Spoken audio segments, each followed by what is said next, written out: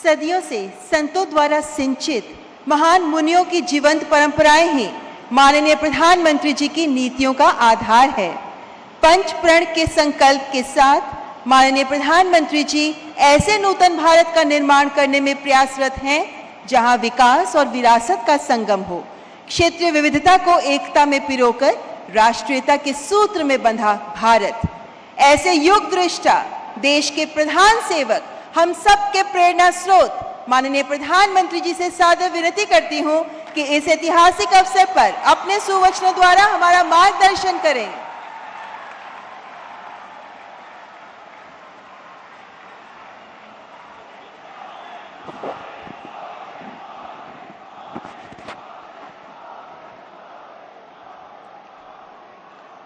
हर हर महादेव। वणक्कम काशी, वणक्कम तमिलनाडु। कार्यक्रम में उपस्थित उत्तर प्रदेश की गवर्नर आनंदीबेन पटेल, मुख्यमंत्री श्रीमान योगी आदित्यनाथ जी, केंद्रीय कैबिनेट में मेरे सहयोगी श्री धर्मेंद्र प्रधान जी, श्री एल मुरुगन जी, पूर्व केंद्रीय मंत्री पोन राधाकृष्णन जी, विश्व प्रसिद्ध संगीतकार और राज्यसभा के सदस्य इलैया राजा जी, बीएचयू के vice chancellor Sudhir Jain, IIT Madras के डायरेक्टर प्रोफेसर कामकोटी जी, अन्य सभी महानुभाव और तमिलनाडु से मेरी काशी में पधारे सभी मेरे सम्मानित अतिथिगण, देवी और सज्जनों, विश्व के सबसे प्राचीन जीवन शहर काशी की पावन धरती पर आप सभी को देखकर आज मन बहुत ही प्रसन्न हो गया, बहुत ही अच्छा लग रहा है। मैं आप सभी का महादेव की नगरी काशी में काशिल तमिल संगमम में हृदय से स्वागत करता हूं। இந்த நிகழ்ச்சியிலே கலந்து கொண்டு சிறப்பித்துக் கொண்டிருக்கும் உத்தரப்பிரதேச மாநில கவர்னர் திருமதி ஆனந்திபென் அவர்களே, உத்தரப்பிரதேச மாநில முதல்வர் யோகி ஆதித்யநாத் அவர்களே, மத்திய அமைச்சரவையில் என்னுடைய சகாக்கள் தர்மேந்திர பிரதான் அவர்களே, முருகன் அவர்களே, உலக புகழ்பெற்ற இசையமைப்பாளர் இசைஞானி இளையராஜா அவர்களே, முன்னாள் மத்திய அமைச்சர் பொன் ராதாகிருஷ்ணன் அவர்களே, மேலும் இங்கே வந்திருக்கின்ற பெரியோர்களே, தாய்மார்களே, உலகத்திலேயே பழமையான வாழ்க்கை வரலாற்றை கொண்டிருக்கின்ற இந்த காசி மாநகருக்கு காசி தமிழ்ச் சங்கமம் என்ற நிகழ்ச்சியிலே கலந்து கொள்வதற்காக தமிழகத்திலிருந்து வந்திருக்கின்ற என்னுடைய விருந்தினர்களே, உங்கள் அனைவரையும் வருக வருக என வரவேற்று வணக்கத்தை தெரிவித்துக் கொள்கிறேன்। हमारे देश में संगमों की बड़ी महिमा, बड़ा महत्व रहा है। नदियों और धाराओं के संगम से लेकर विचारों, विचारधाराओं, ज्ञान, विज्ञान और समाजों, संस्कृतियों के हर संगम को हमने सेलिब्रेट किया है। ये सेलिब्रेशन वास्तव में भारत की वीरताओं और विशेषताओं का सेलिब्रेशन है और इसलिए काशिल तमिल संगमम अपने आप में विशेष है, अद्वितीय है। நம்முடைய இந்திய திருநாட்டில் சங்கம திருவிழாக்கள், சங்கமங்கள் எப்போதுமே மிக சிறப்பாக கொண்டாடப்படுகின்றன. அது நதிகளின் சங்கமமாக இருக்கட்டும், கொள்கைகள் எண்ணங்களின் சங்கமமாக இருக்கட்டும், ஞானம் விஞ்ஞானம் போன்றவற்றின் சங்கமமாக இருக்கட்டும், சமூகம் கலாச்சாரம் இவற்றின் சங்கமமாக இருக்கட்டும், சங்கமம் ஒவ்வொன்றையும் நாம் ஒரு விழாவாக கொண்டாடி வருகிறோம். இந்த நாடு பல வேற்றுமைகள் சிறப்புகள் கொண்ட ஒரு நாடு. அதை கொண்டாடவே இப்படிப்பட்ட ஒரு சங்கம திருவிழா காசி தமிழ் சங்கமம் தன்னுடைய இந்த விளையாட்டு விழா நிகழ்ச்சிகளிலே ஒரு தனித்துவம் சிறப்பு கொண்டிருக்கிறது.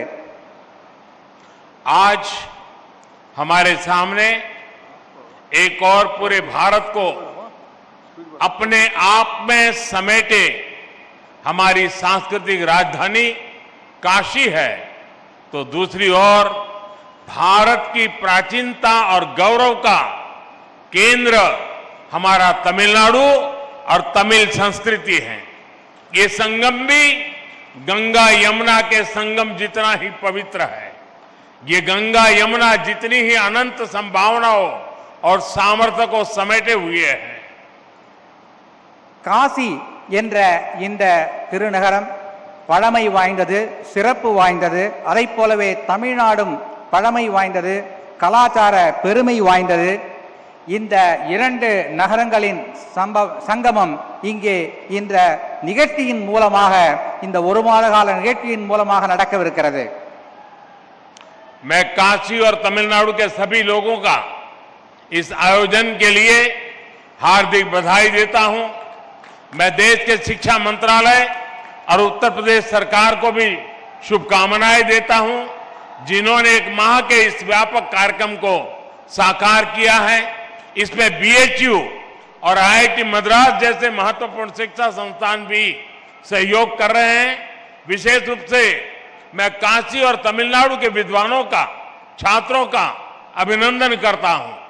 காசியில் உள்ள மக்களுக்கும் தமிழ்நாட்டு மக்களுக்கும் நான் என்னுடைய நன்றியை தெரிவித்துக் கொள்கிறேன். நாட்டின் கல்வி அமைச்சகம், உத்தரப்பிரதேசத்தின் மாநில அரசு இரண்டும் இணைந்து இந்த விழாவுக்கான ஏற்பாடுகளை செய்திருக்கிறது. பனாரஸ் இந்து யூனிவர்சிட்டி, ஐஐடி மெட்ராஸ் இரண்டும் இணைந்து ஏற்பாடுகளை கவனித்திருக்கிறது. குறிப்பாக தமிழ்நாட்டின் வித்வான்களுக்கு நான் என்னுடைய நன்றியை தெரிவித்துக் கொள்கிறேன். साथियों, हमारे यहां ऋषियों ने कहा है, एको अहम बहुश्याम, अर्थात एक ही चेतना अलग अलग रूपों में प्रकट होती है। काशी और तमिलनाडु के कॉन्टेक्स्ट में इस फिलॉसफी को हम साक्षात देख सकते हैं। நண்பர்களே, நம் நாட்டில் ஒரு கொள்கை உள்ளது. ஏகோ அகம் பகுஷ்யாம் என்பது அந்த கொள்கை. அதாவது ஒரே உண்மை, ஆனால் அது பல ரூபங்களில் வெளிப்படுகிறது என்பதாகும். காசியும் தமிழ்நாடும் இந்த விஷயத்தில் ஒன்றிணைந்து இருக்கிறது என்பது என்னுடைய எண்ணம். काशी और तमिलनाडु दोनों ही संस्कृति और सभ्यता के टाइमलेस सेंटर्स हैं। दोनों क्षेत्र संस्कृत और तमिल जैसी विश्व की सबसे प्राचीन भाषाओं के केंद्र है।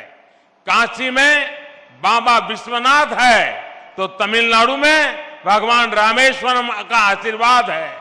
काशी और तमिलनाडु दोनों शिवमय है, दोनों शक्तिमय है।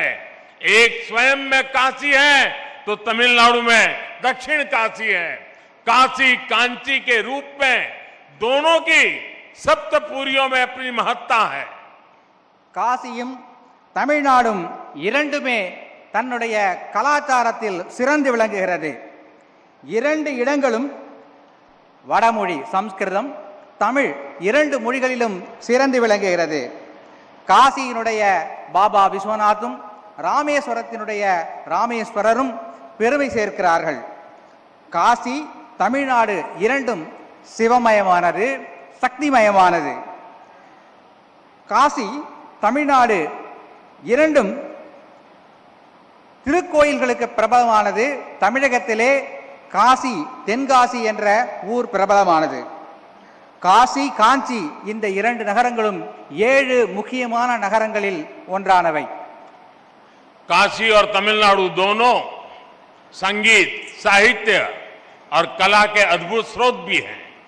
काशी का तबला और तमिलनाडु का तन्नुमाई। काशी में बनारसी साड़ी मिलेगी, तो तमिलनाडु का कांजीवरम सिल्क पूरी दुनिया में फेमस है। காசி தமிழ்நாடு இரண்டுமே கலை கலாச்சாரம் தங்களுடைய பண்பாடு ஆகியவற்றில் சிறந்து விளங்குகின்றன. காசியிலே தபேலா என்றால் தமிழகத்திலே தன்னுமை சிறந்து விளங்குகிறது. காசியிலே காசிப்பட்டு சிறந்தது என்றால் தமிழகத்திலே காஞ்சிப்பட்டு சிறந்து விளங்குகிறது. दोनों भारतीय अध्यात्म के सबसे महान आचार्यों की जन्मभूमि और कर्मभूमि है. काशी भक्त तुलसी की धरती तो तमिलनाडु संत तिरुवल्लुवर की भक्ति भूमि. आप जीवन के हर क्षेत्र में, लाइफ के हर डायमेंशन में काशी और तमिलनाडु के अलग अलग रंगों में इस एक जैसी ऊर्जा के दर्शन कर सकते हैं. காஞ்சியும் தமிழ்நாடும் பல்வேறு தலைவர்கள் யுக புருஷர்களின் ஜென்மபூமி. காசியிலே துளசிதாசர் பிறந்தார் என்றால் தமிழகத்திலே திருவள்ளுவர் பிறந்து தமிழின் பெருமையை வளப்படுத்தி இருக்கிறார். உங்களுடைய வாழ்க்கையில் பல்வேறு வகையான தத்துவங்களை இந்த காசியும் தமிழ்நாடும் அளிக்க வல்லது என்பதை நான் சொல்ல விரும்புகிறேன். आज भी तमिल विवाह परंपरा में काशी यात्रा का जिक्र होता है. यानी तमिल युवाओं के जीवन की नई यात्रा से काशी यात्रा को जोड़ा जाता है. ये है तमिल दिलों में काशी के लिए अविनाशी प्रेम, जो न अतीत में कभी मिटा न भविष्य में कभी मिटेगा. यही एक भारत श्रेष्ठ भारत की वो परंपरा है जिसे हमारे पूर्वजों ने जिया था. और आज ये काशी तमिल संगमम फिर से उसके गौरव को आगे बढ़ा रहा है. தமிழகத்தின் திருமணங்களிலே காசி யாத்திரை என்று ஒரு நிகழ்ச்சி உண்டு. தன்னுடைய வாழ்க்கையின் ஒரு புதிய அத்தியாயத்தை தொடங்கும் முன்னர் திருமணத்தின் மணமகன் காசி யாத்திரை செல்வதாக அங்கே ஒரு வழக்கம் உண்டு. இவ்வாறு காசிக்கும் தமிழ்நாட்டிற்கும் இடையே ஒரு நீண்ட பந்தம் நெடுங்காலமாக இருந்து வருகிறது. साथियों, काशी के निर्माण में, काशी के विकास में भी तमिलनाडु ने अभूतपूर्व योगदान दिया है. तमिलनाडु में जन्मे डॉक्टर सर्वपल्ली राधाकृष्णन बीएचयू के पूर्व कुलपति थे. उनके योगदान को आज भी बीएचयू याद करता है. श्री राजेश्वर शास्त्री जैसे तमिल मूल के प्रसिद्ध वैदिक विद्वान काशी में रहे. उन्होंने रामघाट पर सांगवेद विद्यालय की स्थापना की. ऐसे ही पट्टाभिराम शास्त्री जी, जो कि हनुमान घाट में रहते थे, उन्हें भी काशी के लोग याद करते हैं. காசியை நிர்மாணித்ததில் காசியின் வளர்ச்சியில் தமிழர்களின் பங்கு பல உள்ளது. எடுத்துக்காட்டாக சர்வப்பள்ளி ராதாகிருஷ்ணன் அவர்கள் பனாரஸ் இந்து யூனிவர்சிட்டியின் வளர்ச்சிக்கு பெரும் பங்காற்றியுள்ளார். இதனை இன்றும் பனாரஸ் இந்து யூனிவர்சிட்டி நினைத்து பார்க்கிறது.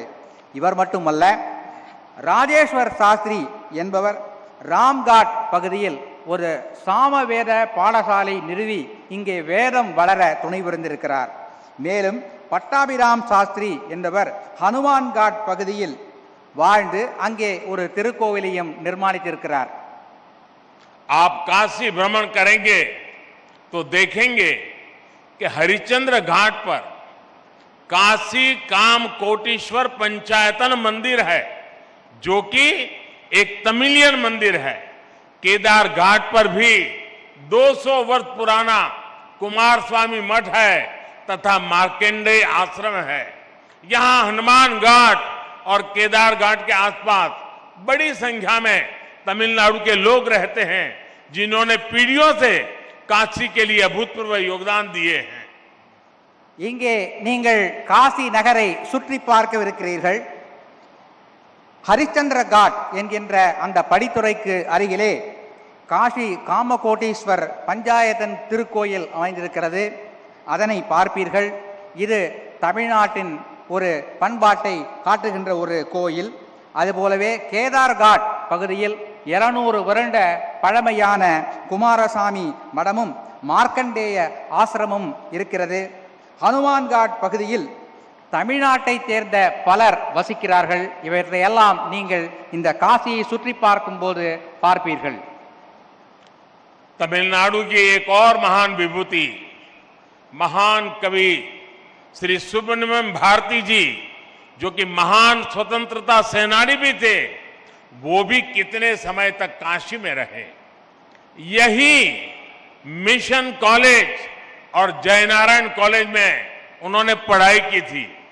काशी से वो ऐसे जुड़े कि काशी उनका हिस्सा बन गई। कहते हैं कि अपनी पॉपुलर मूछें भी उन्होंने यही रखी थी। ऐसे कितने ही व्यक्तित्वों ने, कितनी ही परंपराओं ने, कितनी आस्थाओं ने काशी और तमिलनाडु को राष्ट्रीय एकता के सूत्र से जोड़कर रखा है। अब बीएचयू ने सुब्रमण्यम भारती के नाम से चेयर की स्थापना करके अपना गौरव और बढ़ाया है। தமிழ்நாட்டை சேர்ந்த மற்றொரு மிகவும் முக்கியமான நபர் மகாகவி சுப்பிரமணிய பாரதியார் இங்கே காசியிலே வாழ்ந்திருக்கிறார். பல ஆண்டு காலம் வாழ்ந்திருக்கிறார். அவர் இங்கே மிஷன் கல்லூரியிலும் ஜெயநாராயண் கல்லூரியிலும் படித்திருக்கிறார். காசியிலேதான் அவர் தன்னுடைய முறுக்கு மீசையை வைக்க ஆரம்பித்தார் என்று சொல்லுகிறார்கள். நம்முடைய பனாரஸ் இந்து யூனிவர்சிட்டி பாரதியார் இருக்கை என்ற ஒரு இருக்கையை ஏற்படுத்தி பாரதியாரையும் தமிழையும் சிறப்பிக்கவிருக்கிறது.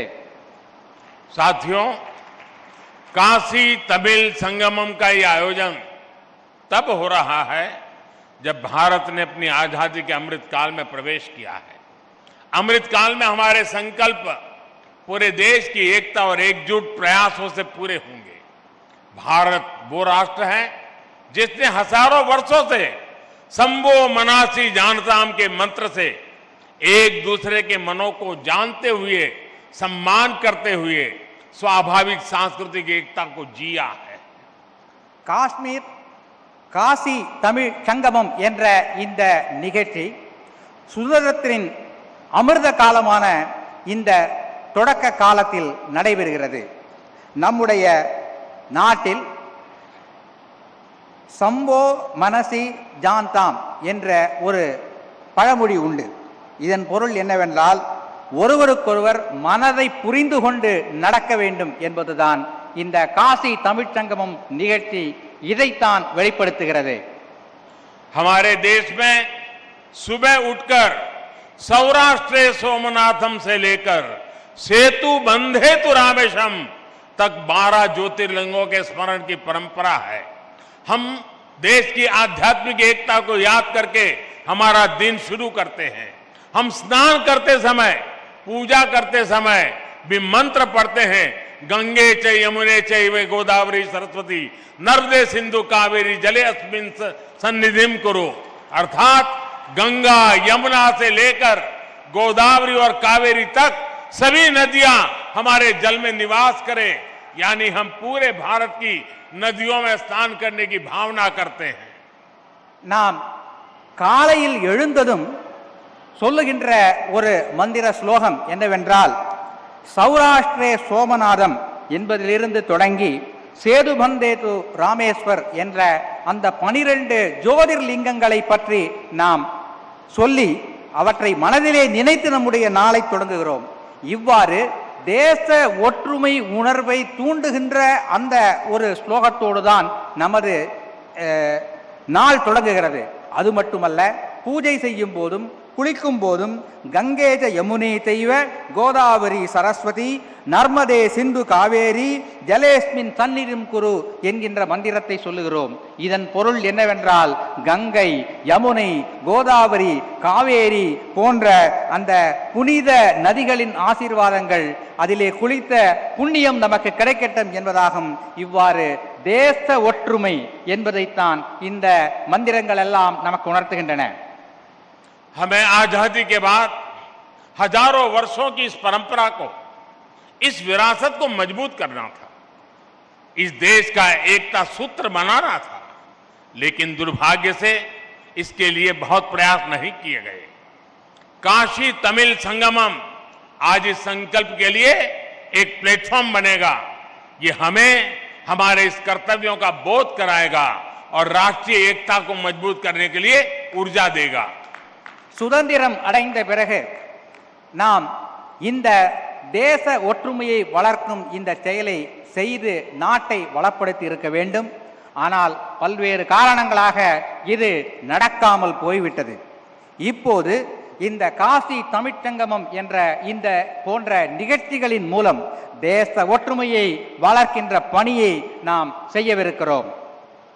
साथियों, भारत का स्वरूप क्या है, शरीर क्या है, ये विष्णु पुराण का एक श्लोक हमें बताता है, जो कहता है उत्तरम यत् समुद्रस्य हिमाद्रश्चैव दक्षिणम वर्षम तद भारतम नाम भारतीय यत्र संतति ही। अर्थात भारत वो जो हिमालय से हिंद महासागर तक की सभी विविधताओं और विशेषताओं को समेटे हुए हैं और उसकी हर संतान भारतीय है. நம்முடைய நாடு என்றால் என்ன, இதனுடைய இந்த பரப்பு, உடல், சரீரம் என்பது என்ன என்பதை பற்றி விஷ்ணு புராணத்தில் ஒரு ஸ்லோகம் உள்ளது. இந்த ஸ்லோகம் சொல்கின்ற கருத்து என்னவென்றால், வடக்கே இமாலயத்திலிருந்து தெற்கிலே குமரி வரை இந்த நாடு நம்முடைய ஒற்றுமைகள், வேற்றுமைகள் இவற்றோடு பலமாக விளங்குகின்ற ஒரு நாடு என்று சொல்லுகிறது. भारत की इन जड़ों को, इन रूट्स को अगर हमें अनुभव करना है तो हम देख सकते हैं कि उत्तर और दक्षिण हजारों किलोमीटर दूर होते हुए भी कितने करीब है. संगम तमिल साहित्य में हजारों मील दूर बहती गंगा का गौरवगान किया गया था. तमिल ग्रंथ कलितोगे में वाराणसी के लोगों की प्रशंसा की गई है.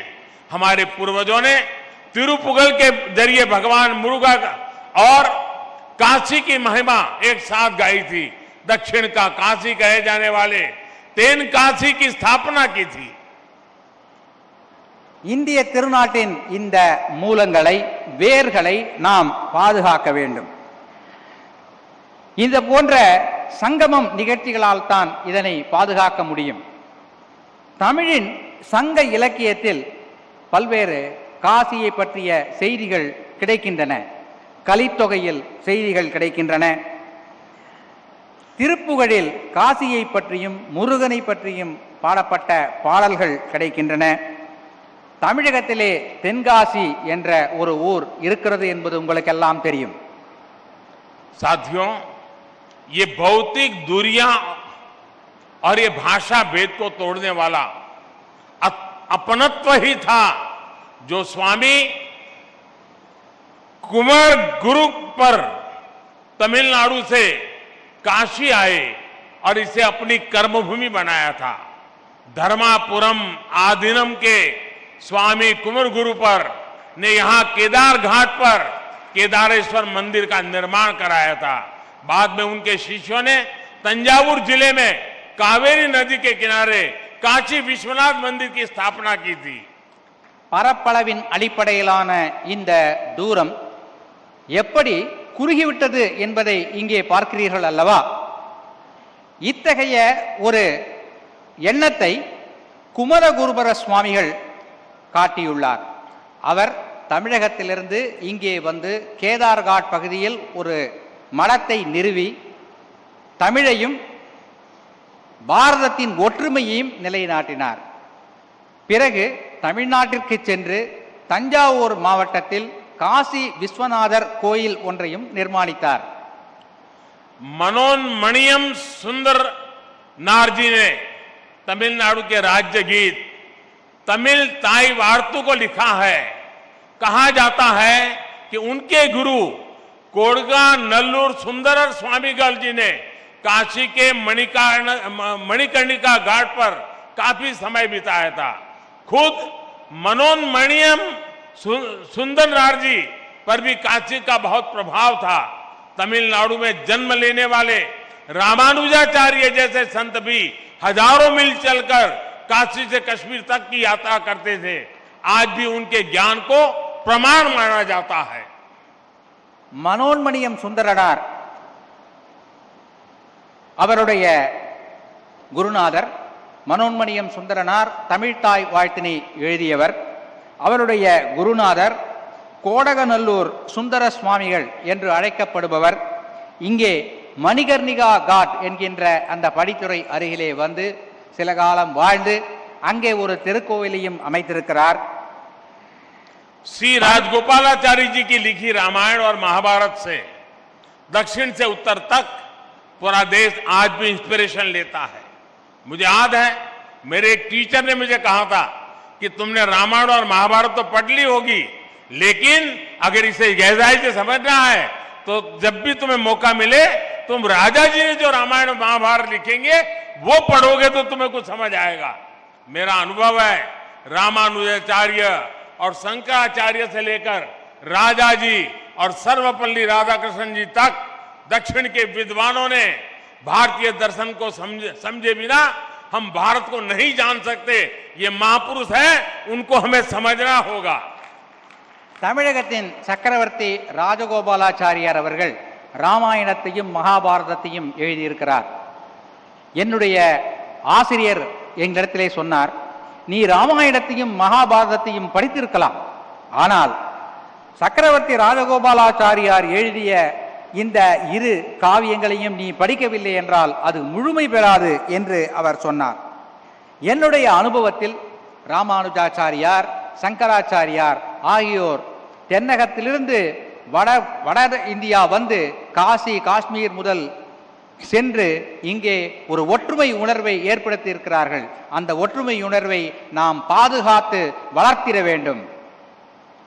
साथियों, आज भारत ने अपनी विरासत पर गर्व का पंच प्राण सामने रखा है.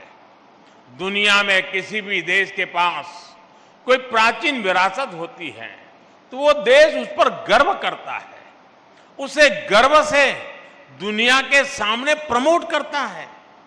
हम इजिप्ट के पिरामिड से लेकर इटली के कोलोसियम और पीसा की मीनार तक ऐसे कितने ही उदाहरण देख सकते हैं. பாரதத்தின் பழம் பெருமையை, பழைய கால வளர்ச்சியை நாம் இன்று பார்க்கிறோம். உலகத்தில் உள்ள பல நாடுகள் தங்களிடம் உள்ள பழமையான சில செய்திகளை உலகிற்கு வெளிச்சம் போட்டு காட்டுகின்றன. எடுத்துக்காட்டாக எகிப்தில் உள்ள பிரமிடுகள், இத்தாலியில் உள்ள கொலாசியம் போன்றவை. இவற்றையெல்லாம் உலகிற்கு எடுத்து அவர்கள் சொல்லுகிறார்கள். हमारे पास भी दुनिया की सबसे प्राचीन भाषा तमिल है. आज तक ये भाषा उतनी ही पॉपुलर है, उतनी ही लाइव है. दुनिया में लोगों को पता चलता है कि विश्व की ओल्डेस्ट लैंग्वेज भारत में है तो उन्हें आश्चर्य होता है, लेकिन हम उसके गौरवगान में पीछे रहते हैं. இந்தியாவிலும் நம்முடைய திருநாட்டிலும் பழமையான ஒரு விஷயம் உள்ளது. அது என்னவென்றால் தமிழ் மொழி. இந்த தமிழ் மொழியின் பழம் பெருமையை நாம் உலகிற்கு எடுத்து சொல்ல வேண்டும். இந்தியாவிலே இப்படிப்பட்ட ஒரு பழமையான மொழி இருக்கிறது என்பதை கேட்டு உலக மக்கள் மிகவும் ஆச்சரியமடைகிறார்கள். அந்த மொழியை நாம் கௌரவம் தந்து வளர்க்க வேண்டும், பாராட்ட வேண்டும். ये हम 130 करोड़ देशवासियों की जिम्मेदारी है कि हमें तमिल की इस विरासत को बचाना भी है, उसे समृद्ध भी करना है. अगर हम तमिल को भुलाएंगे तो भी देश का नुकसान होगा और तमिल को बंधनों में बांध कर रखेंगे तो भी इसका नुकसान है. हमें याद रखना है, हम भाषा भेद को दूर करें, भावनात्मक एकता कायम करें. இந்திய திருநாட்டின் 130 கோடி மக்களின் கடமை தமிழ் மொழியை காக்க வேண்டும். நாம் தமிழ் மொழியை காக்க தவறினால் நம் நாட்டிற்கு நஷ்டம் ஏற்படும். அவ்வாறு தமிழ் மொழியை காக்க தவறினால் தமிழ் மொழிக்கும் நஷ்டம் ஏற்படும். எனவே நம் இடையே உள்ள மொழி பேதங்களை எல்லாம் தவிர்த்து தமிழ் மொழி போன்ற பழமையான மொழியை நாம் பாதுகாத்து வளர்த்திட வேண்டும். साथियों, काशिल तमिल संगमम मैं मानता हूं ये शब्दों से ज्यादा अनुभव का विषय है. अपनी इस काशी यात्रा के दौरान आप उनकी मेमोरीज से जुड़ने वाले हैं, तो आपके जीवन की पूंजी बन जाएंगे। मेरे काशीवासी आपके सत्कार में कोई कमी नहीं छोड़ेंगे। நண்பர்களே, இந்த காசி தமிழ்ச்சங்கம் என்பது நான் நினைக்கிறேன் வார்த்தைகளால் சொல்லிவிட முடியாத ஒரு அனுபவமாக உங்களுக்கு இருக்கும். இந்த அனுபவங்களையும் நினைவுகளையும் சுமந்து கொண்டு நீங்கள் உங்களுடைய ஊருக்கு திரும்பிச் செல்வீர்கள் என்று நான் உறுதியாக நம்புகிறேன். அத்தகைய எண்ணத்தை, நினைவினை இந்த காசி நகரத்து மக்கள் உங்களுக்கு அளிப்பார்கள் என்ற உறுதியான நம்பிக்கை எனக்கு இருக்கிறது. मैं चाहता हूं तमिलनाडु और दक्षिण के दूसरे राज्यों में भी इस तरह के आयोजन हो, देश के दूसरे हिस्सों से लोग वहां जाएं, भारत को जिए, भारत को जाने। मेरी कामना है काशी तमिल संगमम, इससे जो अमृत निकले उसे युवा के लिए रिसर्च और अनुसंधान के जरिए आगे बढ़ाएं। ये बीज आगे राष्ट्रीय एकता का वटवृक्ष बने। राष्ट्र हित ही हमारा हित है। नाट्यो नलने नमद नलन, ये मंत्र हमारे देशवासी का जीवन मंत्र बनना चाहिए। इसी भावना के साथ आप सभी को एक बार फिर ढेरों शुभकामनाएं।